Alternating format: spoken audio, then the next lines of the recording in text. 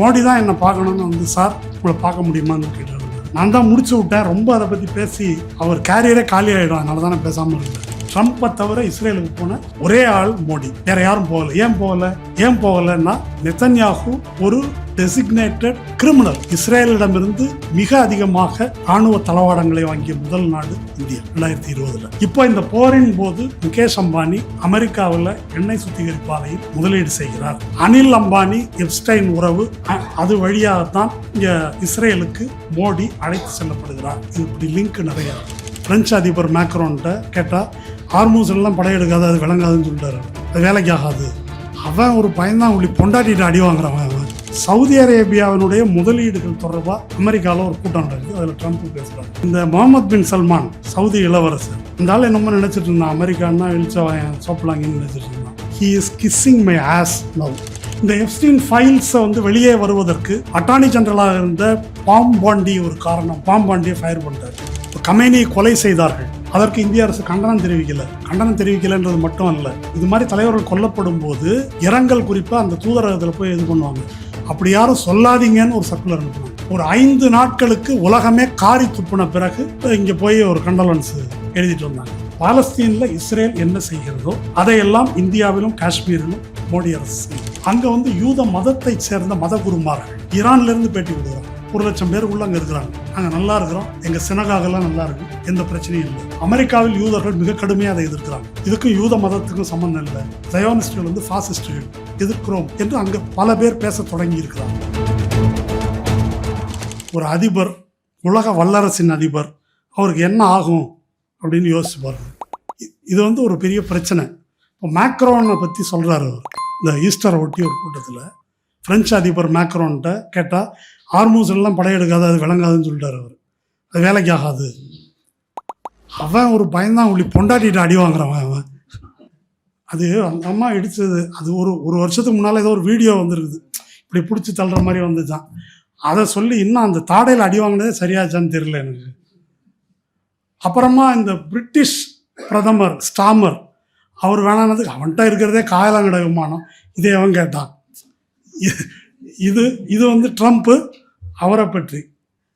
அதுக்கப்புறம் வந்து சவுதி அரேபியாவினுடைய முதலீடுகள் தொடர்பாக அமெரிக்காவில் ஒரு கூட்டம் நடக்குது. அதில் ட்ரம்ப் பேசுகிறாரு. இந்த முகமது பின் சல்மான் சவுதி இளவரசர், அந்த ஆள் என்னமோ நினச்சிட்டு இருந்தான் அமெரிக்கான்னா இழிச்சவன் சோப்பலாங்கன்னு நினச்சிட்டு இருந்தான். He is kissing my as now அப்படின்னா என்னுடைய புட்டத்தை அவன் முத்தமிடுகிறான். இது வந்து ஒரு ட்ரம்ப் வந்து பேசுறது. இப்படி இதெல்லாம் இதை பற்றி அவங்க என்ன சொல்கிறாங்கன்னா, ட்ரம்ப்பை பற்றி தெரியாதாங்க கொடுங்க அப்படின்றாங்க. இது என்ன அதுக்காக ஒரு அவமானம் ஏதாவது இருக்கா இல்லையா, அப்படியே விட்டு போக முடியுமா? இப்படி ஒரு விவாதம் நடந்து கொண்டு இருக்கிறது. இப்போ இந்த மாதிரி பேசுவதற்கு மோடியும் அவர் அப்படி பேசியிருக்காரு. மோடி தான் என்னை பார்க்கணும்னு வந்து சார் உங்களை பார்க்க முடியுமான்னு கேட்டுருந்தாரு. நான் தான் முடிச்சு விட்டேன், ரொம்ப அதை பற்றி பேசி அவர் கேரியரே காலி ஆகிடும், அதனால தான் நான் பேசாமல் இருக்கிறேன். இதெல்லாம் ட்ரம்ப்பு மோடியை பற்றி பேசியது. அதனால் இப்போ இதெல்லாம் எதை காட்டுகிறது என்று சொன்னால், எதை காட்டுது அப்படின்னு சொன்னால், ஒரு ஆத்திரத்தில் அறிவிழந்த ஒரு நிலையை இது காட்டுகிறது. அதன் காரணமாக வந்து இவங்க அப்படியெல்லாம் நடந்து கொள்ளுகிறார்கள். இப்போ அவர்களுக்கு பழைய வரைமுறைகள் சட்டங்கள் எதுவும் இல்லை. பீட் ஹெக்ஸத் வந்து வெளிப்படையாகவே சொல்கிறாரு, இந்த போருக்கான விதிமுறைகள் அதெல்லாம் நாங்கள் எதுவும் கடைப்பிடிக்க மாட்டோம், கடைப்பிடிக்க தேவையில்லை. பாலத்தில் குண்டு போடுறது ஒரு வார் கிரைம், மக்கள் மேலே குண்டு போடுறது வார் கிரைம். அதை வந்து அவர் ட்விட்டர் பேஜில் ட்ரூத் சோஷியலில் போட்டு மகிழ்ச்சி தெரிவிக்கிறார் ட்ரம்ப்.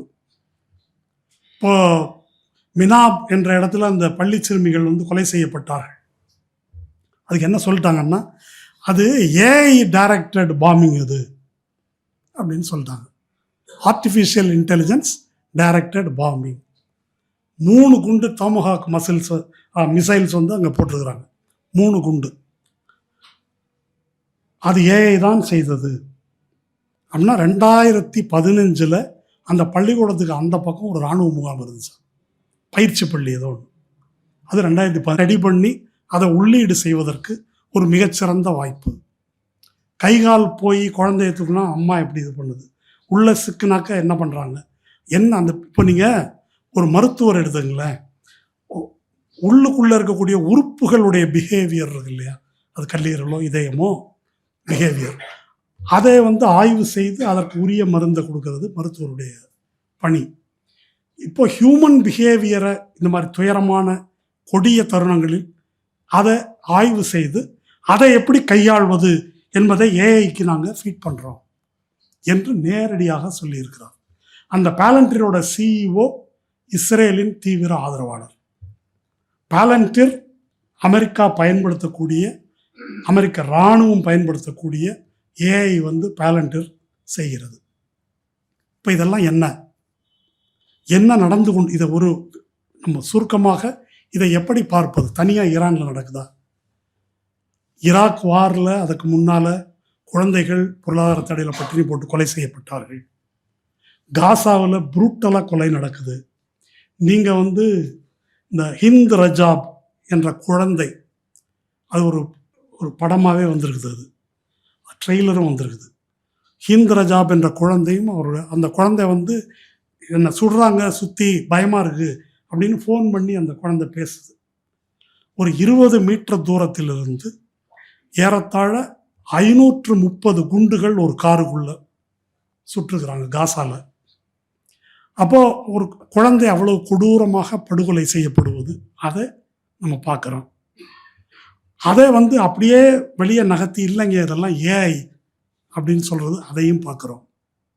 இன்னொரு பக்கம் அதே போன்ற குழந்தைகளை, பெண் குழந்தைகளை கரீபியன் ஐலாண்டில் வச்சு எப்ஸ்டைன் எப்படி பயன்படுத்துகிறான். எப்ஸ்டைன் பயன்படுத்தினான்றதில்ல, எப்ஸ்டைன் யாருக்கெல்லாம் அந்த குழந்தைகளை தீனியாக்கினான் அப்படின்றது இப்போ நம்ம பார்க்குறோம். அதில் ட்ரம்ப் உள்ளிட்டு எல்லோரும் உண்டு. அதனால தான் இந்த போரை பற்றி பேசும்போது ஈரான் சார்பாக பேசக்கூடியவர்கள் ஒரு வார்த்தையை திரும்ப திரும்ப பயன்படுத்துகிறாங்க. இந்த போரை நடத்துவது எப்ஸ்டீன் கிளாஸ் என்று சொல்லுகிறார்கள். எப்ஸ்டீன் வர்க்கம் இந்த போரை நடத்துகிறது. அது என்ன எப்ஸ்டீன் வர்க்கம்? இந்த டெக்னாலஜிக்கல் நிறுவனங்கள், கார்பரேஷன், ஃபினான்ஷியல் கார்பரேஷன்ஸ், போர் தளவாடங்கள் தயாரிக்கும் நிறுவனங்கள், இவற்றுக்கெல்லாம் மேலே இருக்கக்கூடிய அரசியல்வாதிகள். மோடிக்கு இருக்கிற சம்பந்தம் பற்றி நமக்கு தெரியாது, சுப்பிரமணிய சாமி தான் சொல்லிட்டு இருக்கார். அப்போது இது எல்லாமே இந்த கும்பல் பூரா ஒன்று தான், தனித்தனி நபர்கள் அல்ல. இந்த கிளாஸுக்கு இப்போ மொராலிட்டி அப்படின்னு ஒன்று கிடையாது. ஆமாம் அப்படி தான் பண்ணுவோம் இப்போ என்ன என்பதை நோக்கி வந்து விட்டார்கள். அப்போ எப்ஸ்டீன் செய்தது கண்மறைவாக நடக்கிறது. காசாவில் நடப்பது, ஈரானில் நடப்பது, இதெல்லாம் பப்ளிக்காக நடக்குது, நேரடியாக. ரெண்டுமே கொடிய வன்முறைகள். இது அது ரேப், இது கொலை, ரெண்டுமே புரூட்டலான வன்முறைகள். அப்போது அந்த ரேப்பு அந்த மாதிரி அந்த பூரி இன்னும் அமைச்சராக இருக்கிறாரு. எப்ஸ்டீனோட தொடர்பில் இருந்த நபர் ஒன்றும் இல்லை அப்படின்னு ஆயிடுச்சு. இப்போ இந்த எப்ஸ்டீன் ஃபைல்ஸை வெளியே வருவதற்கு அட்டார்னி ஜெனரலாக இருந்த பாம் பாண்டி ஒரு காரணம். முந்தா நாள் பாம் பாண்டியை ஃபயர் பண்ணிட்டார் ட்ரம்ப், எப்ஸ்டீன் ஃபைலை வெளியே விடுறதுக்கு ஒரு காரணம் அப்படின்னு சொல்லி, இது லீக் ஆகிறதுக்கு ஒரு காரணம் என்று சொல்லி. அப்போது இதுதான்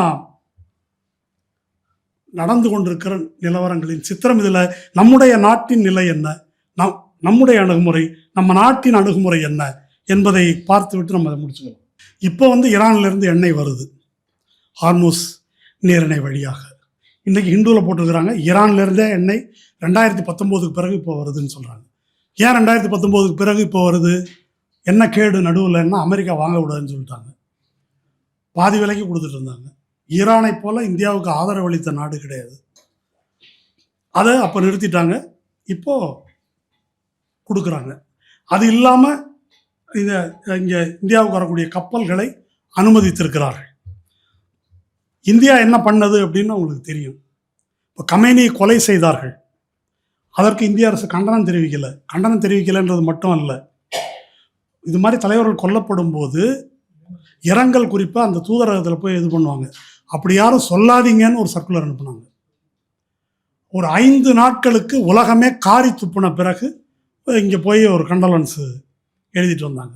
அதுக்கப்புறம் வைசாகில் பயிற்சிக்கு வந்த அந்த கப்பல் மாலுமிகள் அது தாக்குதல் தொடங்கப்பட்ட போது அதை பற்றி பேசலை. இலங்கை தான் அவங்களை காப்பாற்றியது. இவர்கள் அதற்கு எதுவும் செய்யவில்லை.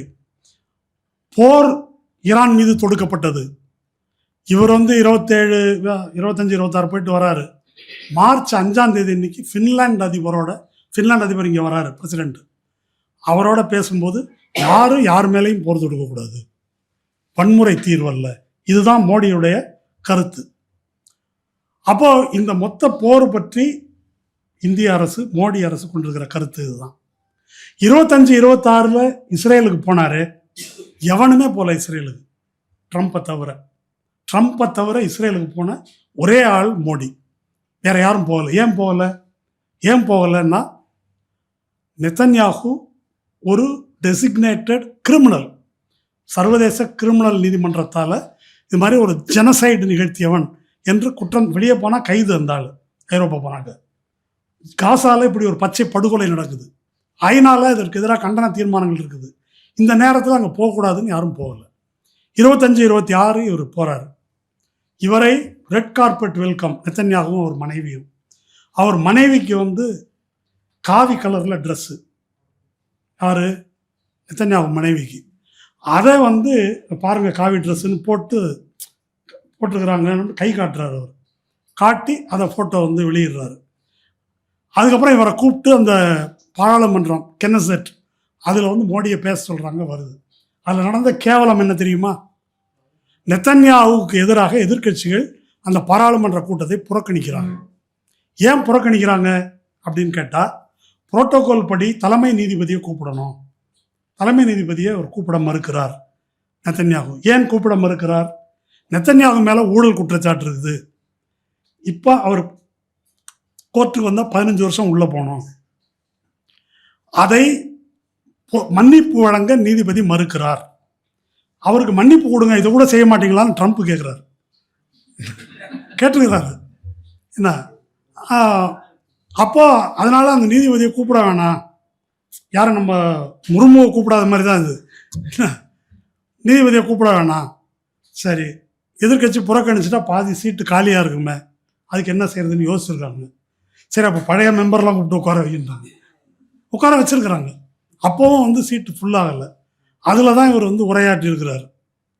உரையாற்றின பிறகு அந்த அவைத்தலைவர் இருக்கார் இல்லையா, ஸ்பீக்கர், அவர் எங்கள் இஸ்ரேல் தேசம் இந்த மிக உயர்ந்த விருது ஒன்று இருக்குது, அந்த விருதை அவங்களுக்கு கொடுக்க போகிறோம். இந்த கென்னசெட்டினுடைய விருது தான் இவருக்கு ரொம்ப பிடிக்குமே. இவர் வாங்கிட்டார். வாங்கிட்ட பிறகு மறுநாள் பேப்பரில் வருது, அந்த மாதிரி ஒரு விருதே அந்த ஊரில் கிடையாதான். என்ன அதை இப்படி ஒரு கேவலம். இதெல்லாம் இப்போ நடைபெற்ற விஷயங்கள். இதுக்கு பிறகு நம்ம வெளியுறவுத்துறை அமைச்சகம் என்ன அது 25, 26 போயிட்டு வர்றாரு, 28ஆம் தேதி போர் தொடுக்கிறாங்க. இது எப்படி நடந்துச்சோ உனக்கு தெரியுமா? இல்லை தெரியாது, அவர் போன பிறகு தான் கொஞ்சம் இது மாதிரி பண்ணி அப்படின்னா அவ்வளோ இழிச்சவாயன், அவர் கிறுக்கு அப்படின்னு நினச்சிருக்கான்னு பொருள். இல்லை உனக்கு தெரிஞ்சிருக்குன்னா உள்கைன்னு பொருள். இல்லையா? 2 தானே. ஒன்று கிரிமினலாக அல்லது முட்டாள், ஒன்று அவ்வளோதான் மதிச்சிருக்கிறான். ஒரு இவ்வளோ பெரிய ஒரு விஷயம் செய்யும்போது யாரையும் அப்படி கூப்பிட மாட்டாங்க. அது அந்த சம்மந்தப்பட்டவர்களையும் அவமதிக்கிறதாகும். ஆனால் நடந்தது என்னன்னு கேட்டால், ஈரான் மேலே குண்டு போட்டுட்டு இந்தியாவின் ஒத்துழைப்புக்கு நன்றின்னு தான் இருந்தாங்க. நெத்தன்யாகு அறிக்கை இருக்குது, இந்தியாவோட ஒரு நெருக்கமான உறவு, நன்றி அப்படின்னு ஒரு அறிக்கை விட்டான். அப்போது இது இன்றைக்கு தொடங்கவில்லை. ஹிஸ்டாரிக்கலாக நிறைய சொல்வதற்கு இருக்குது. முக்கியமாக 2014 உதவிக்கு வந்த பிறகு 2017 மோடி இஸ்ரேலுக்கு போகிறார். இஸ்ரேலுக்கு வந்த மோடியை எப்படி போனார்? அனில் அம்பானி, எப்ஸ்டீன் சொல்லி மோடி அங்கே போய் சாங் அண்ட் டான்ஸ், அதெல்லாம் நீங்கள் ஏற்கனவே நம்ம பார்த்தது. அப்படி தான் மோடி அங்கே போகிறார். போனப்போ வரவேற்று நெத்தன்யாகு சொன்ன வார்த்தைகள் ரொம்ப முக்கியம். உங்கள் சிவிலைசேஷனும் 3000 வருஷம், எங்கள் சிவிலைசேஷனும் 3000 வருஷம்.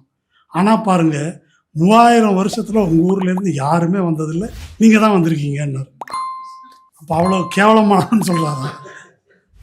எவனுமே அங்கே போனதில்லை 3000 வருஷம். இவர் அதை பெருமையாக கருதி கொண்டிருக்கிறார். இது நெத்தன்யாகுவுடைய வரவேற்பு. அந்த 2017 போயிட்டு 2017 பெகாசஸ் என்ற உளவு கருவி நமக்கு விட்டது. அந்த பெகாசஸை வைத்து இடதுசாரி செயல்பாட்டாளர்கள் முதல் எதிர்க்கட்சி தலைவர் முதல் பழைய தலைமை நீதிபதி ரஞ்சன் கோகோய், அவரும் அந்த பெண் ஒரு புகார் வந்தது இல்லையா, ரஞ்சன் கோகோய், அந்த பெண்ணு, அவங்க சொந்தக்காரங்க உள்ளிட்ட 11 பேர் அவங்க ஃபோன்லெல்லாம் பெகாசஸ். இத்தனை பேரை தேவு பார்த்தார்கள். அந்த பெகாசஸ் பற்றி நாடாளுமன்ற விவாதத்தை அனுமதிக்கவில்லை. அதை உச்சநீதிமன்றத்துக்கு கேஸ் போச்சு. ரவீந்திரன் என்ற ஓய்வு பெற்ற நீதிபதி தலைமையில் கமிஷன் போட்டாங்க. அது அப்படியே இன்னும் தூங்குது. அதிலிருந்து எதுவும் இல்லை. அப்போ இந்த பெகாசஸ் உளவு கருவி, அது ரொம்ப முக்கியமாக ஒன்று சொல்கிறேன் கேட்டுங்க. இஸ்ரேலினுடைய மிக முக்கியமான ஏற்றுமதி பொருள் 2: ஆயுதம், உளவு கருவிகள் 1, 2வது எப்ஸ்டைன். இது 2 தான் அவங்களுடைய மிக முக்கியமான பிஸ்னஸ் மாடல் இது. அப்போது இதை எல்லாரும், எல்லா சர்வாதிகாரிகளும் இந்த உளவு கருவிகளை விரும்பி வாங்கி இருக்கிறார்கள். மிக முக்கியமாக நம்ம முகமது பின் சல்மான் அவரை விமர்சித்து எழுதிய ஜமால் கஷோகி என்ற பத்திரிகையாளரை தூதரகத்துக்குள்ளே வச்சு கொலை பண்ணார். அவர் ஐடென்டிஃபை பண்ணி கொள்றதுக்கு பெகாசஸ் முக்கியமான காரணம். அதை வச்சு தான் பண்ணார். இவங்க எல்லாரும் அதை வாங்கியிருக்கிறாங்க. அப்போது அந்த 2017 அதுக்கு பிறகு இஸ்ரேலோடு பல இராணுவ ஒப்பந்தங்கள் 2020 தான் நினைக்கிறேன். ஆமாம், 2020 இஸ்ரேலிடமிருந்து மிக அதிகமாக இராணுவ தளவாடங்களை வாங்கிய முதல் நாடு இந்தியா. 2020 கூட்டு அதானிக்கும் இஸ்ரேல் நிறுவனத்துக்கும் அன்மேன்டு ஏரியல் வெஹிக்கிள்ஸ் தயாரிக்கிற கூட்டு இருக்குது. ஹைதராபாத்தில் நிறுவனம் இருக்குது. அங்கு தயாரிக்கப்பட்ட யுஏவி அல்லது ட்ரோன் அது காசாவை தாக்குவதற்கு இங்கிருந்து ஏற்றுமதி செய்யப்பட்டிருக்கிறது. இஸ்ரேல் கூட்டுடன் துப்பாக்கிகள் தயாரிக்கின்ற நிறுவனம் செயல்பாட்டில் இருக்குது. நெத்தன்யாகு இந்தியா வந்தபோது 2018 அப்சர்வர் ரிசர்ச் ஃபவுண்டேஷன் ORF, அது முகேஷ் அம்பானி உருவாக்கி இருக்கக்கூடிய ஒரு திங்க் டேங்க், ஃபோர்ட் ஃபவுண்டேஷன் மாதிரி. அந்த அப்சர்வர் ரிசர்ச் ஃபவுண்டேஷனில் மிக முக்கிய விருந்தினராக நெத்தன்யாகு அழைக்கப்பட்டு இங்கே உரையாற்றுகிறார். இப்போ இந்த போரின் போது முகேஷ் அம்பானி அமெரிக்காவில் எண்ணெய் சுத்திகரிப்பு ஆலையில் முதலீடு செய்கிறார். அனில் அம்பானி எப்ஸ்டைன் உறவு, அது வழியாகத்தான் இங்கே இஸ்ரேலுக்கு மோடி அழைத்து செல்லப்படுகிறார். இது இப்படி லிங்க் நிறையா இருக்கு. இதற்கு மேலே இந்தியா பாரம்பரியமாக பாலஸ்தீன மக்களின் அவங்களுடைய தனி நாட்டு உரிமையை, சுயாதீன உரிமையை ஆதரித்து வந்திருக்கிறது. இப்போ அதை மறுத்தது மட்டுமல்ல, காசாவில் ஒரு பச்சை படுகொலை நடக்குது. ஆனால் ஹமாஸ் இஸ்ரேலியர்களுக்கு எதிராக நடத்திய தாக்குதலுக்கு முதல்ல கண்டனம் தெரிவித்தவர் மோடி. அதற்கு பிறகு நடக்கக்கூடிய இந்த பேரழிவு, படுகொலை, இன அழிப்பு, இந்த நடவடிக்கைக்கு இந்தியா வாய் திறக்கலைன்றது மட்டுமல்ல, இதற்கு எதிரான கண்டன தீர்மானங்கள் ஐநாவிலும் UNHRCயிலும் வந்தபோது வாக்களிக்காமல் இந்தியா வெளியேறி இருக்கிறது. இந்தியா மட்டும்தான் வெளியேறியிருக்கு, மற்ற நாடுகள் அல்ல. அப்போ இவ்வளவு கேவலமான அளவுக்கு இந்த உறவு என்பது இருந்திருக்கிறது. இந்த ஆயுதங்கள், தளவாடங்கள் எல்லாம் ஒரு முக்கியமான நூல் ஒன்று இருக்குது, ஹொஸ்டைல் ஹோம்லேண்ட்ஸ், ஆசாத் எஸ்ஸா என்பவர் எழுதியது. அதில் காஷ்மீருக்கும் இந்தியாவுக்கும் இஸ்ரேலுக்கும் இடையிலான உறவு எப்படி சமீப காலத்தில் தோன்றி வளர்ந்தது என்பதுதான் அந்த நூல். அதில் இந்த நடவடிக்கைகள் எல்லாமே பாலஸ்தீனில் இஸ்ரேல் என்ன செய்கிறதோ அதையெல்லாம் இந்தியாவிலும் காஷ்மீரிலும் மோடி அரசு செய்யுது. கண்காணிப்புகள் அதெல்லாம் காஷ்மீருக்கு அப்படியே கொண்டு வரப்படுது. காஷ்மீரின் துணை இராணுவ படை அதிகாரிகள் இஸ்ரேலில் பயிற்றுவிக்கப்படுகிறார்கள். காசாவிலிருந்து தான் புல்டோசர் வைத்து இடிப்பது என்பதை இந்திய அரசு கற்றுக்கொண்டிருக்கிறது. யோகியோட கண்டுபிடிப்பு அல்ல அது. அது பாலஸ்தீனர்களுக்கு எதிராக இஸ்ரேல் செய்வது. ரொம்ப தொலைவு போக வேண்டாம். துரந்தர்னு ஒரு படம் வந்திருக்குது, கோடிக்கணக்கில் சம்பாதிக்குதுன்னு சொல்கிறாங்களே, அது இஸ்ரேல் படத்தினுடைய ரீமேக். அந்த இஸ்ரேல் படத்துக்கு பேர் ஃபவுதா என்று பேர். ஃபவுதான்னா கேயாஸ். அந்த படம் அதற்கு தகுதி என்னன்னா சுப்பிரமணிய சாமி வெகுவாக அதை பாராட்டியிருந்தார். அந்த படம் என்ன சொல்கிறது என்று சொன்னால், யூத இந்த அதிரடி படை தீவிரவாத ஒழிப்பு பிரிவு பாலஸ்தீனர்களைப் போல வேடமிட்டு பாலஸ்தீனர்களுக்குள் ஊடுருவி அந்த தீவிரவாதிகளை எப்படி அழிக்கிறது. துரந்தரம் அதுதான். பாகிஸ்தானுக்குள்ள ஒரு முஸ்லீம் மாதிரி போய் எப்படி தீவிரவாதத்தை வந்து ஒழிக்கிறாரு அப்படின்றது தான் துரந்தர். அப்போது இந்த உறவு அப்படின்றது வந்து பொலிட்டிக்கலாக மட்டும் ஏற்பட்டதில்லை. ஆர்எஸ்எஸ்ஸை பொறுத்த வரைக்கும் அது ஹிட்லரையும் ஆதரித்திருக்கிறது, ஜயோனிஸ்டுகளையும் ஆதரிக்கிறது. ஹிட்லர் யூதர்களுக்கு எதிராக செய்ததை பாராட்டி கோல்வால்கர் எழுதியிருக்கார். அதில் நெத்தன்யாவுக்கு எந்த பிரச்சனையும் இல்லை. ஏனென்றால் இவங்களே ஒரு நாசி தானே. இப்போ பாலஸ்தீனர்களுக்கு எதிராக இவர்கள் செய்வது ஹிட்லர் யூதர்களுக்கு என்ன செய்தார்களோ அதைத்தான் பாலஸ்தீன மக்களுக்கும் இஸ்லாமியர்களுக்கும் இப்போ ஜயனிஸ்டுகள் செய்து வருகிறார்கள். அதனால் இது ரெண்டுமே இவர்களுக்கு வந்து ஓகே தான். ரெண்டாவது, இஸ்ரேல் மாடலில் இந்தியாவை உருவாக்குவது தான் இவருடைய நோக்கம்.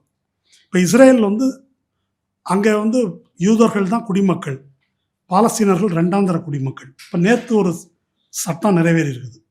தீவிரவாத செயல்படில் ஈடுபடும் பாலஸ்தீனர்களாக இருந்தால் உடனே தூக்கு தண்டனை, தீவிரவாத குற்றம் சாட்டப்பட்டால். அது வேற யாரும் இருந்தாக்க அவங்களுக்கு கிடையாது. ஒருவேளை ஒரு யூதர் அது மாதிரி ஏதாவது அவர் மேலே குற்றச்சாட்டு இருந்தால் அவருக்கு தூக்கு தண்டனை கிடையாது. அப்போது இங்கே சிஏஏ என்ஆர்சி என்பது இஸ்ரேல் பாணியிலான ஒரு ஏற்பாட்டை இங்கே கொண்டு வருவதற்கானது. குடிமக்கள் அப்படின்னா முதல் உரிமை பெற்ற குடிமக்களாக இந்துக்கள் தான் இருக்க முடியும். இஸ்லாமியர்கள் ரெண்டாந்தர குடிமக்கள். அங்கே எப்படி பாலஸ்தீனர்கள் ரெண்டாந்தர குடிமக்கள் ஆக்கப்பட்டிருக்கிறார்களோ அப்படி ரெண்டாந்தர குடிமக்கள் ஆக்குறதுனா, இந்த ஹமாஸ் தாக்குதலுக்கு பிறகு இஸ்ரேலில் வேலை செய்து வந்த சாதாரண வேலைன்னா கட்டட வேலை, ரோடு கூட்டுற வேலை, அல்லது கேர் கிவர்னு சொல்கிறாங்களா, வயசானவங்களை பார்த்துக்கிறது, இந்த மாதிரி வேலைகளை செய்து வந்த பாலஸ்தீனர்கள் 1,00,000 பேரை நீக்கியிருக்கிறாங்க. நீக்கின உடனே இஸ்ரேல் பில்டர்ஸ் அசோசியேஷன் இவங்களெல்லாம் நீக்கிட்டேன், இப்போ நமக்கு ஆள் இல்லையே, அதை பற்றி கவலை இல்லாத மோடி வராரு அவர்கிட்ட கேட்போம் அப்படின்னு கேட்டு ஒரு 20,000 பேர் அனுப்பிட்டாங்க. இப்போ போனார் இல்லையா, இப்போ வந்து 50,000 பேர் அனுப்புகிறோம் அப்படின்னு சொல்லிட்டு வந்திருக்கிறாரு. இப்போ போர் நடக்குது, குண்டு வீசுகிறாங்க. இஸ்ரேல் முழுவதும் பாம் ஷெல்டர் இருக்குது. முழுவதும் பாம் ஷெல்டர் இல்லாமல் அங்கே வீடு கட்ட முடியாது. பாம் ஷெல்டர் இருக்குது. பாம் ஷெல்டரில் ஒளிந்து கொள்வதற்கு இந்தியர்களுக்கு அனுமதி இல்லை. இங்கே வேலை பார்க்க போன இந்தியர்களை உள்ளே விடுறதில்லை. நீ வேணா சப்வேல எங்கேயா போய் படுத்துக்க, உள்ளே விடுவதில்லை. அப்படி நுழைய முயன்றவர்கள் தாக்கப்பட்டிருக்கிறார்கள். இதெல்லாம் செய்திகளாக வந்திருக்கிறது. இந்த விஷயங்களை பற்றி நம்ம ஃபுல்லாக தெரிஞ்சுக்கணும்னு நிறைய இங்கே பேச முடியாது. நம்ம இன்னொரு நூல் வந்து பாலஸ்தீனியன் லேபரட்டரி என்ற ஒரு நூல். ஆண்டனி லோவன்ஸ்டைன், அவர் ஒரு ஜூ தான், ஆஸ்திரேலியாவில் இருக்கார். பாலஸ்தீனம் எப்படி ஒரு சோதனை சாலையாக இருக்கிறது, அந்த மாடல் எப்படி உலகம் முழுதும் இருக்கக்கூடிய ஃபாசிஸ்டுகள், சர்வாதிகாரிகள் பின்பற்றுகிறார்கள், இந்தியா காஷ்மீரில் அதை எப்படி பின்பற்றுகிறது என்பதையெல்லாம் அவர் வந்து விரிவாக இந்த பாலஸ்தீன் லேபரட்டரியில் வந்து எழுதியிருக்கிறார். ஓகே, இப்போ நம்ம சொன்னது இந்த கூட்டணிகள் எல்லாம் மட்டுமல்ல, ஐடியாலஜிக்கலாக இவங்களுக்கு வந்து உறவு இருக்குது. எப்படி ஆபிரகாமின் வாரிசுகள் நாங்கள் அப்படின்னு சொல்கிறதனுடைய இன்னொரு வருஷம் தான் பாரத வருஷம் என்பது. பரதன் வழியாக வந்தவர்கள் அப்படின்னு சொல்கிறது மித். அதை வைத்து தான் கிரேட்டர் இஸ்ரேல், இந்த நாடு அந்த நாடு, அங்கே கொஞ்சம் இங்கே கொஞ்சம், நாங்கள் நைலிருந்து யூஃப்ரட்டிஸ் வரைக்கும் என்று அவர்கள் பேசுவது தான் இவர்கள் பேசுகின்ற அகண்ட பாரதம். அப்போது இதை நம்ம வந்து கம்பேர் பண்ணி பார்த்துக்கணும். காந்தி இதை ஏற்றுக்கொள்ளவில்லை. மதத்தின் அடிப்படையில் ஒரு குடியுரிமையை கோர முடியாது. அந்த மண்ணுக்குரியவர்கள் பாலஸ்தீன மக்கள். நீங்கள் வந்து பிரிட்டனை கையில் வைத்து கொண்டு, பிரிட்டனை பயன்படுத்தி கொண்டு அந்த மக்கள் உள்ள நுழையிறது அயோக்கியத்தனம். இதெல்லாம் 1938 எழுதுகிறார் காந்தி. பாலஸ்தீனர்களின் நல்லெண்ணத்தை பெற்று வேணால் நீங்கள் குடியேறலாம், மற்றபடி நீங்கள் போகக்கூடாதுன்னு காந்தி எழுதுகிறார். இந்திரா காந்தி வரைக்கும் ஏறத்தாழ அது பின்பற்றப்படுகிறது. 1992 நரசிம்மராவ் காலத்தில் தான் பாலஸ்தீன பிரச்சனைக்கு தீர்வு ஏற்படாத போதே இஸ்ரேலுடனான தூதரக உறவு ஏற்படுத்தப்படுகிறது. பிறகு ராஜீவ்காந்தி அப்புறம் கொஞ்சம் கொஞ்சமாக கரைஞ்சு கழுத தெஞ்சு கட்டெரும்பானதாக இப்போ இந்த இடத்திற்கு வந்திருக்கிறோம் என்பதை வந்து நம்ம புரிந்து கொள்ள வேண்டும். இப்போ இந்த போரெல்லாம் நடக்குது, இவ்வளவு அக்கிரமம் நடக்குது. இஸ்ரேல் சமூகம் இதை பற்றி என்ன நினைக்கிறது? கிடியான் லெவி என்ற ஒரு பத்திரிகையாளர், ஹாரேட்ஸ் என்ற ஒரு பத்திரிகை அங்கே வருது, ஒரு லிபரல் பத்திரிகை அது. அந்த பத்திரிகையினுடைய பத்திரிகையாளர் கரண்ட் அப்பார் கூட அவர் பேட்டி எடுப்பார். அப்போ அந்த கிடியான் லெவி பாலஸ்தீனர்களுக்கு எதிராக நடக்கக்கூடிய இந்த வன்முறையை எதிர்க்கக்கூடியவர், இந்த போரை எதிர்க்கக்கூடியவர், அப்படி அவர் பேசிட்டு இருக்கிறார். அது ரொம்ப மைனாரிட்டி வாய்ஸ்ன்றதுனால அவரை உயிரோடு விட்டு வச்சிருக்கிறாங்க. அவர் என்ன சொல்றாரு அப்படின்னு சொன்னால், சும்மா நெத்தன்யாகுன்னு சொல்லாதீங்க. இந்த ஊரே நெத்தன்யாகு தான். மொத்த சமூகமும் அப்படி இருக்கிறது. இப்போ இவ்வளவு இந்த தாக்குதல் தொடங்கும் போது 95% போருக்கு ஆதரவு. இப்போ ரொம்ப அடி தாங்க முடியாதனால இப்போ ரீசெண்டாக எடுத்ததில் ஒரு 30% போர் வேணாம், அடி ரொம்ப பலமாக விழுது, அவங்கள கொல்லுகிறார்கள் என்பது அல்ல. இதனால் இஸ்ரேலிலிருந்து வெளியே போனவர்கள் நாங்கள் எப்படி பயிற்றுவிக்கப்படுகிறோம் என்பதை பற்றி தனியாக பேட்டி கொடுத்துருக்குறாங்க. மனம் திரும்பியவர்கள் பாலஸ்தீனவர்கள் மனிதர்கள் அல்ல, அவங்க அரை மிருகங்கள் என்றுதான் நாங்கள் பயிற்றுவிக்கப்படுகிறோம். அந்த கருத்திலிருந்து தான் இதை பார்க்குறோம். அதிலிருந்து நான் மீண்டு வந்திருக்கிறேன். இப்படியே பயிற்றுவிக்கப்படுகிறோம். இது என்ன? இதைத்தான் ஆன்டி செமிட்டிசம் என்பது. நாசிகள் சொன்னது இதுதான். மற்றவங்களாம் மனிதர்களே இல்லை, ஒரு அரை குரங்குகள், அவங்க முழுசாக வளர்ச்சி அடையாதவர்கள், ஆரிய இனம்தான் தூய இனம் என்பதுதான் அவன் சொன்னது. அப்போ அதே பாலிடிக்ஸை தான் இவர்கள் பேசுகிறார்கள். நமக்கு இருக்கிற முக்கியமான பிரச்சனை என்னன்னு கேட்டால், அங்கே யூத மதத்தை சேர்ந்த மத குருமார்கள் ஈரான்லேருந்து பேட்டி கொடுக்குறாங்க. ஒரு 1,00,000 பேர் உள்ள அங்கே இருக்கிறாங்க. நாங்கள் நல்லா இருக்கிறோம், எங்கள் சினகாகலாம் நல்லா இருக்கு, எந்த பிரச்சனையும் இல்லை. அமெரிக்காவில் யூதர்கள் மிக கடுமையாக அதை எதிர்க்கிறாங்க. இதுக்கும் யூத மதத்துக்கும் சம்மந்தம் இல்லை, ஜயோனிஸ்டுகள் ஃபாசிஸ்டுகள் எதிர்க்கிறோம் என்று அங்கே பல பேர் பேச தொடங்கி இருக்கிறார்கள். அப்போது மற்றவர்கள் இதை பேசினா ஆன்டி செமிட்டிசம், பழைய ஹிட்லருடைய கொள்கையை பேசுகிறீங்க, இஸ்ரேலை விமர்சித்தாலே ஆன்டி செமிட்டிசம் என்று சொல்வது. யூதர்களாக இருந்து அவர்கள் இஸ்ரேலை விமர்சித்தால் இவங்கெல்லாம் செல்ஃப் ஹேட்டிங் ஜூஸ், தன்னைத்தானே வெறுத்து கொள்ளக்கூடிய யூதர்கள் அப்படின்னு அவங்களுக்கு ஒரு முத்திரை வச்சிருக்கிறாங்க. அப்படி முடித்து விடுகிறார்கள். இப்போ எதுக்கு இதை சொல்ல வருகிறேன் என்றால், யூத மதத்துக்கும் ஜயோனிசத்துக்கும் இடையில ஒரு வேறுபாடு. ஆனால் இந்து மதத்துக்கும் இந்துத்துவத்துக்கும் இடையில் அந்த வேறுபாடு இருக்கிறதா என்பது ஒரு கேள்வி. காங்கிரஸ்காரங்க அப்படி பேசிக்குவாங்க, இந்து மதம் பன்முகத்தன்மை வாய்ந்தது, இந்த உருட்டெல்லாம் நமக்கு தமிழ்நாட்டில் நமக்கு தெரியும். அதை வர்ண தர்ம கோட்பாடு, அதுதான் சனாதன தர்மம். அப்போ இதை நியாயப்படுத்தக்கூடிய ஒரு கோட்பாடு. எதற்காக இதை சொல்கிறேன்னாக்கா, அதை விட ஒரு ஆபத்தான இடத்தில் நாம் இருக்கிறோம். இஸ்ரேல் சமூகம் இப்படி இருக்குது அப்படின்னா அது எங்கேயோ நடக்கிறது இல்லை. ஒரு சமூகத்தை இப்படி ஆக்கி இருக்கிறார்கள். வட மாநிலங்களில், பிஜேபி ஆளும் மாநிலங்களில் இஸ்லாமியர்களுக்கு எதிரான வன்முறை என்று சோசியல் மீடியாவில் நம்ம பார்க்கக்கூடிய, அவர் மேலே சிறுநீர் கழிக்கிறதோ அடிக்கிறதோ, சும்மா இருக்கிறவனை 10 பேர் சேர்ந்து அடிக்கிறதோ, இதெல்லாம் ஒரு மனித பண்புக்கே அப்பாற்பட்டது. இதெல்லாம் அப்படி கொடூரமான செயல்களை எல்லாம் நம்ம பார்க்கிறோம். குஜராத்தில் நடைபெற்ற படுகொலை, அங்கே நடந்த இன அழிப்பு நடவடிக்கை, அங்கே நடைபெற்ற பெண்களுக்கு எதிரான குற்றங்கள், இது எல்லாமே அவர்கள் மனிதர்களே அல்ல என்று கருதக்கூடிய அந்த எல்லைக்கு சிந்தனையை கொண்டு போகிறார்கள். நம்ம ஊரில் அப்படி கருதுவதற்கான அடித்தளமாக சாதிய சிந்தனை இருக்குது. ஒரு ஆதிக்க சாதியைச் சேர்ந்த ஆணோ பெண்ணோ ஒரு தலித் பெண்ணுக்கு நடக்கக்கூடிய கொடுமைக்காக பதறுவதில்லை. சாதி கலவரங்கள் நடக்கும்போது ஆண் பெண் எல்லாம் ஒன்றா தான் இருக்கிறாங்க. தாழ்த்தப்பட்டவர்களுக்கு எதிராக தாக்குதல் தொடுகிறது, அதில் இம்மாறல் அப்படின்னு அவங்க கருதுறது இல்லை. அந்த மாதிரி அடிப்படை கொண்ட ஒரு சமூகத்தில் நாம் வாழும்போது நமக்கு அது ஒரு அச்சத்தை ஏற்படுத்துகிறது. அப்போ இஸ்ரேலை பார்த்து நாம் அந்த நிலைக்கு ஆளாகக்கூடாது என்று கவலைப்பட வேண்டிய ஒரு இடத்தில் இருக்கிறோம். அதை நம்ம புரிஞ்சுக்கணும். இப்போ எல்லா அரபு நாடுகளும் பணிந்து விட்டார்கள், நீ மட்டும் ஏன் பணிய மறுக்கிறாய் அப்படின்றதுதான் இவங்களுடைய கேள்வி. அமெரிக்காவின் கேள்வி, இஸ்ரேலின் கேள்வி இல்லையா?